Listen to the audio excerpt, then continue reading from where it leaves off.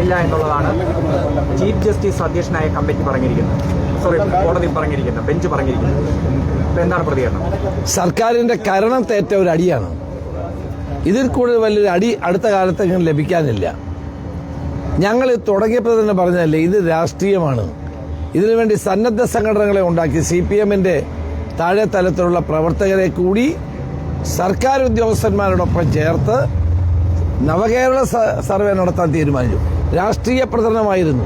തെരഞ്ഞെടുപ്പിന് വേണ്ടിയിട്ടുള്ള പ്രവർത്തനം സർക്കാർ ഉദ്യോഗസ്ഥന്മാരെ കൊണ്ട് നടത്തിക്കാനായിരുന്നു ശ്രമം. ഞങ്ങൾ അതുകൊണ്ടാണ് ആദ്യം മുതൽ എന്നെ എതിർത്തത്. കോടതിയുടെ തീരുമാനത്തെ ഞാൻ സ്വാഗതം ചെയ്യുന്നു. കോടതി ശരിയായ അർത്ഥത്തിലാണ് തീരുമാനമെടുത്തിരിക്കുന്നത്. സർക്കാരിന്റെ പണം ഉപയോഗിച്ച് സർക്കാർ ഉദ്യോഗസ്ഥന്മാരെ കൊണ്ട് പാർട്ടിക്ക് വേണ്ടി വിടുപണി ചെയ്യിക്കുന്ന ജോലിയാണ് ഇവർ ഏറ്റെടുത്തത്. നാണം കെട്ട പരിപാടിയല്ലേ അവർ ചെയ്യാൻ തീരുമാനിച്ചത്? ജനാധിപത്യ കേരളത്തിന്റെ ചരിത്രത്തിൽ ഇത് ഉണ്ടായിട്ടുണ്ടോ? ഇന്ന് കേരളത്തിൽ സർക്കാരിന്റെ പണം ഉപയോഗിച്ചുകൊണ്ട് പാർട്ടി പരിപാടി നടത്തുകയാണ്. കിഫ്ബി എന്ന് പറയുന്നത് ഇപ്പൊ സർക്കാരിന്റെ സ്ഥാപനമല്ല, CPM-ന്റെ സ്ഥാപനമായി മാറിയിരിക്കുകയാണ്. കോടിക്കണക്കിന് രൂപ ഉപയോഗിച്ചുകൊണ്ട് രാഷ്ട്രീയ തെരഞ്ഞെടുപ്പ് പ്രചരണം നടത്തുകയാണ്.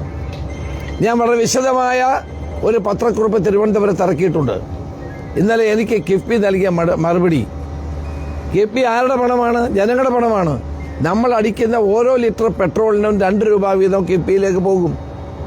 ആ പണം ഉപയോഗിച്ചുകൊണ്ട് സ്വകാര്യ വ്യക്തികൾക്ക് പണം കൊടുക്കുക, സർക്കാരിന്റെ തെരഞ്ഞെടുപ്പ് പ്രവർത്തനത്തിന് വേണ്ടി പണം കൊടുക്കുക, ഇതെന്താ ഏർപ്പാടാണ്? ഏതെങ്കിലും കാലത്ത് ഇത് കേരളത്തിൽ നടന്നിട്ടുണ്ടോ? സർക്കാരിന്റെ പണം ഉപയോഗിച്ചുകൊണ്ട് തെരഞ്ഞെടുപ്പ് പ്രവർത്തനം നടത്തുക. ഇപ്പൊ ട്രാൻസ്പോർട്ട് ബസ്സിൽ കയറാൻ വയ്യ, മുഖ്യമന്ത്രിയുടെ പണം തട്ടിയിട്ട്. ട്രാൻസ്പോർട്ട് ബസ് എന്ത് പിഴച്ചു? എല്ലായിടത്തും മുമ്പിലും പുറകിലും ഡ്രൈവർമാർ പറയുന്ന കണ്ണുപോലും കാണാൻ വയ്യാനാണിപ്പം ഈ പരസ്യക്കാരൻ. മുമ്പിലും പരസ്യം വെക്കുന്നുണ്ട് ചിലടത്ത്, മുമ്പിലും പുറകിലും 2 സൈഡിലും പരസ്യം. ആരുടെ പണമാണിത്? ഈ പണം കൊടുക്കുന്നത് സർക്കാരിന്റെ ജനങ്ങളുടെ പണമല്ലേ? ഇതാണ് ബംഗാളിൽ സംഭവിച്ചത്. പാർട്ടി ഭരണവും തമ്മിൽ ഒരു വ്യത്യാസവുമില്ല. പാർട്ടി നടത്തുന്നതും സർക്കാർ നടത്തുന്നതും ഒരേ രീതിയാണ്. ഈ അപജയമാണ് ബംഗാളിൽ അവർക്കൊന്നും അല്ലാതായി തീർന്നത്. ഇതുപോലെ ഒരു പ്രവർത്തനം ഒരിക്കലും അംഗീകരിക്കാൻ കഴിയില്ല. ഏതായാലും ഹൈക്കോടതിയുടെ തീരുമാനം വളരെ സമയോചിതമാണ്.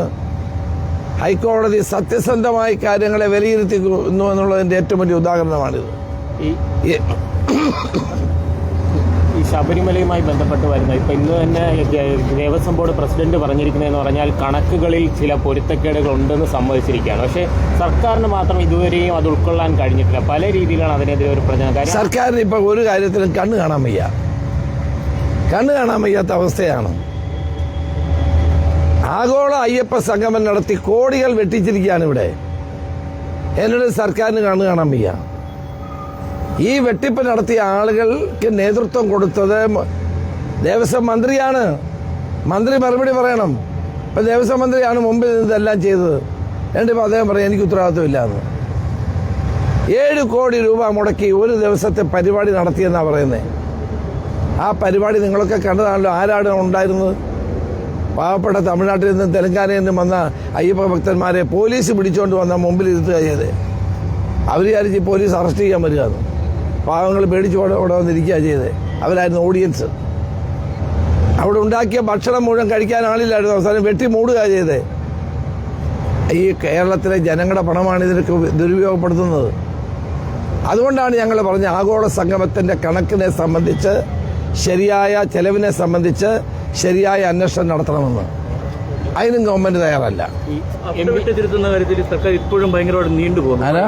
അഫിഡവിറ്റ് കറക്റ്റ് ചെയ്യാൻ ഇത്രയും ദിവസമായിട്ട് അവർ തയ്യാറാവുന്നില്ല. ഇപ്പോഴും വ്യക്തത കാണിക്കുന്നില്ല. ശബരിമലയിലെ യുവതി പ്രവേശനത്തിൽ മുഖ്യമന്ത്രി തന്റെ മൗനം വെടിയണം. മുഖ്യമന്ത്രിക്ക് ഒരു അന്തസ്സുണ്ടെങ്കിൽ ഉമ്മൻചാണ്ടി ഗവൺമെന്റ് കൊടുത്ത അഫിഡവിറ്റ് കൊടുക്കാൻ തയ്യാറാകണം. നേരത്തെ കൊടുത്ത അഫിഡവിറ്റ് പിൻവലിച്ച് പുതിയ അഫിഡവിറ്റ് കൊടുക്കാൻ ഞാൻ മുഖ്യമന്ത്രിയെ വെല്ലുവിളിക്കുകയാണ്. തന്റെ ഇടമുണ്ടോ കൊടുക്കാൻ? കൊടുക്കുമോ എന്ന് ചോദിക്കുമ്പം രാജീവ് പറഞ്ഞാൽ സമയമായില്ലല്ലോ എന്ന്. സമയം ബഹുമാനപ്പെട്ട സുപ്രീം കോടതി തന്നെ നിശ്ചയിച്ചല്ലോ. ആ നിശ്ചയിച്ച സമയത്തിനുള്ളിൽ അഫിഡവിറ്റ് കൊടുക്കേണ്ടി വരുമല്ലോ. ഞങ്ങളേതായാലും ഉമ്മൻചാണ്ടി ഗവൺമെന്റ് കൊടുത്ത അഫിഡവിറ്റിൽ ഉറച്ചു നിൽക്കുന്നു. യുവതികളെ ശബരിമലയിൽ കയറ്റാൻ പാടില്ല, അത് ആചാരങ്ങൾക്ക് വിരുദ്ധമാണെന്നുള്ള നിലപാടിൽ ഞങ്ങൾ ഉറച്ചു നിൽക്കുന്നു. മുഖ്യമന്ത്രിക്ക് തന്റെ ഇടമുണ്ടോ അത് തിരുത്തി കൊടുക്കാൻ എന്നുള്ളതാണ് ഇവിടുത്തെ ചോദ്യം. ഇത്രയും ദിവസമായിട്ട് മുഖ്യമന്ത്രി മിണ്ടുന്നില്ല. എന്തുകൊണ്ടാണ് മിണ്ടാത്തത്? അപ്പൊ വിശ്വാസികളെ കബളിപ്പിക്കാനുള്ള ശ്രമമാണ്. അത് നടക്കില്ല.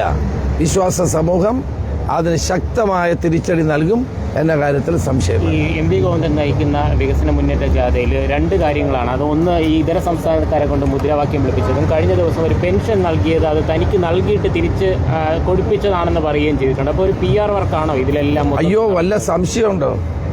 PR കൊണ്ട് ഇപ്പം നടക്കാൻ വയ്യാതായിട്ടുണ്ട്. ഇപ്പം PRന്റെ കളിയാണ്. എന്നാലും ഇങ്ങനെ ഒരു അബദ്ധം ഗോവിന്ദൻ മാസ്റ്റർക്ക് പറ്റിയല്ലോ എന്നുള്ളതിൽ എനിക്ക് സഹതാപമുണ്ട്.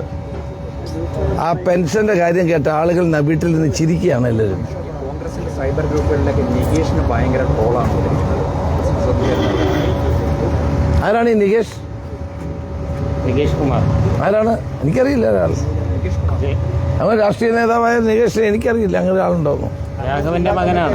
പത്രപ്രവർത്തകനായിരുന്ന ആളിനെ അറിയാമായിരുന്നു എനിക്ക്. അദ്ദേഹം അന്ന് പറഞ്ഞ കാര്യങ്ങളൊക്കെ ഇപ്പൊ പറയണം. അന്ന് പത്രപ്രവർത്തകനായിരുന്നുകൊണ്ട് പറഞ്ഞ പല കാര്യങ്ങളും നികേഷ് ഇപ്പോഴും ഓർക്കണം എന്നേ എനിക്ക് പറയാനുള്ളൂ. ആ ആ ആ ആ പഴയ ഞങ്ങളുടെ കയ്യിലുണ്ട് പഴയ കാര്യങ്ങളെല്ലാം. അതിലേക്കൊന്നും ഞാൻ വ്യക്തിപരമായി ഞാനൊന്നും പോകുന്നില്ല, പറയുന്നില്ല. അതാണ് പണ്ട് ന്യൂസ് നൈറ്റിലൊക്കെ ഇരുന്നുകൊണ്ട് പറഞ്ഞ കാര്യങ്ങളൊക്കെ അദ്ദേഹം ഓർക്കണമെന്നേ എനിക്ക് പറയാനുള്ളൂ. ഈ സ്ഥാനാർത്ഥി പട്ടിക ഉടനെ ഉണ്ടാകുമോ? സ്ഥാനാർത്ഥി പട്ടിക വേഗത്തിലാക്കാനാണ് ശ്രമിച്ചുകൊണ്ടിരിക്കുന്നത്. തെരഞ്ഞെടുപ്പ് പ്രഖ്യാപിച്ചാൽ ഉടൻ വരും. അല്ല, തെരഞ്ഞെടുപ്പ് പ്രഖ്യാപിക്കേണ്ട. സാധാരണഗതി ഞങ്ങൾ തെരഞ്ഞെടുപ്പ് പ്രഖ്യാപിച്ചാൽ ഉടൻ തന്നെ സ്ഥാനാർത്ഥിയെ പ്രഖ്യാപിക്കുമല്ലോ. അതേ രീതിയായിരിക്കും. ഈ പ്രേംകുമാർ, സുരേഷ്, അങ്ങനെ പല പേരുകളും ഇപ്പോൾ UDFന്റെ പട്ടികയിലേക്ക് വരികയാണ്.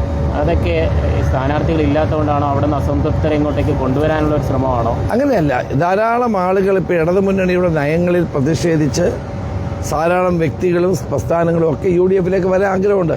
വരുന്നവരെല്ലാം സ്ഥാനാർത്ഥിയാണെന്നുള്ള തെറ്റിദ്ധാരണയൊന്നും വേണ്ട. അങ്ങനെ ആരും സ്ഥാനാർത്ഥിത്വം ഒന്നും ചോദിച്ചിട്ടില്ല. അവരാരും സ്ഥാനാർത്ഥികളാകണമെന്ന് ആവശ്യപ്പെട്ടിട്ടുമില്ല. അപ്പോൾ ആരെ സ്ഥാനാർത്ഥിയാക്കണമെന്നുള്ളത് പാർട്ടിയുടെ ഒരു സിസ്റ്റമുണ്ട്. ആ സിസ്റ്റത്തിൽ തീരുമാനിക്കും. അല്ലാണ്ട് ഞങ്ങൾക്ക് ഏതായാലും സ്ഥാനാർത്ഥികളുടെ ക്ഷാമം ഇല്ലെന്ന് നിങ്ങൾക്കറിയാമല്ലോ. അതിൻ്റെ കാര്യമില്ലെന്ന് നിങ്ങൾക്കറിയാമല്ലോ. ഈ മണിശങ്കർ അയ്യർ കഴിഞ്ഞ ദിവസം പറഞ്ഞ് ശ്രദ്ധിച്ചിട്ടുണ്ടായിരുന്നു, വീണ്ടും പിണറായി വരുമെന്നുള്ള രീതിയിലൊക്കെയാണ് പറഞ്ഞിരിക്കുന്നത്. ഒരു കേന്ദ്രമന്ത്രിയാണ്, മുതിർന്ന നേതാവാണ്. മണിശങ്കർ അയ്യരെ വിലയ്ക്ക് വാങ്ങിയിരിക്കുകയാണ്, ഒരു സംശയവും വേണ്ട. ഇനി ഇലക്ഷൻ ആകുമ്പോഴും അദ്ദേഹത്തെ കൊണ്ടുവരാൻ പരിപാടി ഇട്ടിട്ടുണ്ട്. അദ്ദേഹം പലപ്പോഴും ഈ തെരഞ്ഞെടുപ്പ് ആകുമ്പോൾ കോൺഗ്രസിന് എതിരാളികൾ ആരുണ്ടോ അവർക്ക് സപ്പോർട്ട് ചെയ്യുന്ന ജോലിയാണുള്ളത്. എന്താണെങ്കിലും അത് അദ്ദേഹത്തിൻ്റെ ഒരു സ്ഥിരം പരിപാടിയാണിത്. അവർക്ക് ഇന്ധനം കൊടുക്കുക. ആര് കോൺഗ്രസിനെ എതിർക്കുന്നോ അവർക്ക് ഇന്ധനം കൊടുക്കുന്ന ജോലിയാണ് ഇദ്ദേഹത്തിനുള്ളത്. അതൊന്നും കേരളത്തിൽ വിജയിക്കാൻ പോകുന്നില്ല. കേരളത്തിലെ ജനങ്ങൾക്ക് മണിശങ്കർ അയ്യർ ആരാണെന്ന് പോലും അറിയത്തില്ല. അപ്പം അതുകൊണ്ട് വലിയ പ്രശ്നങ്ങളില്ല.